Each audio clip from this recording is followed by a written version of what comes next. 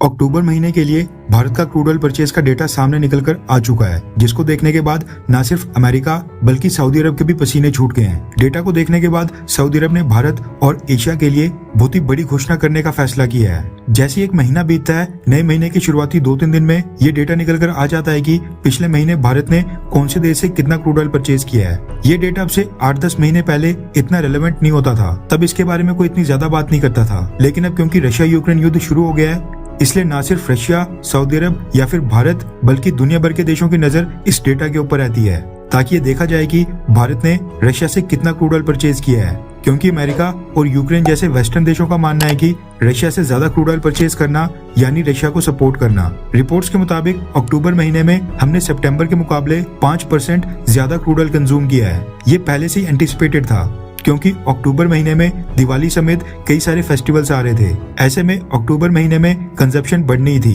अब हुआ ये कि भारत ने अक्टूबर महीने में सऊदी अरब से ज्यादा रशिया से क्रूड ऑयल परचेज किया, इसलिए सऊदी अरब अलर्ट मोड के ऊपर आ गया है। दरअसल अक्टूबर महीने में भारत ने सबसे ज्यादा क्रूड ऑयल रशिया से ही परचेज किया, लगभग 9,46,000 बैरल पर डे। भारत की टोटल क्रूड ऑयल कंजप्शन यानी टोटल हमने अक्टूबर में जितना क्रूड ऑयल कंज्यूम किया था उसका 22% हमने रशिया से परचेज किया था। भारत का दूसरा सबसे बड़ा सप्लायर देश रहा इराक। इराक से हमने अपना 20% क्रूड ऑयल परचेज किया था। रशिया और इराक के क्रूड ऑयल की वॉल्यूम बढ़ना, इसका मतलब किसी न किसी और देश से तो हमने कम क्रूड ऑयल परचेज किया ही होगा, और वो देश था सऊदी अरब। रिपोर्ट्स के मुताबिक सऊदी अरब से हमने अक्टूबर महीने में अपनी टोटल कंजप्शन का मात्र 16% क्रूड ऑयल परचेज किया था, जिसके बाद भारत के टॉप क्रूड ऑयल सप्लायर्स की लिस्ट में सऊदी अरब तीसरे नंबर के ऊपर आ गया है। पिछले महीने के साथ कंपेयर करें तो सितंबर महीने में हमने सबसे ज्यादा सऊदी अरब से क्रूड ऑयल परचेज किया था, लेकिन अक्टूबर महीने में हमने सऊदी अरब से खरीदे जाने वाले क्रूड ऑयल में 20 से 25% का कट कर दिया। माना जा रहा है कि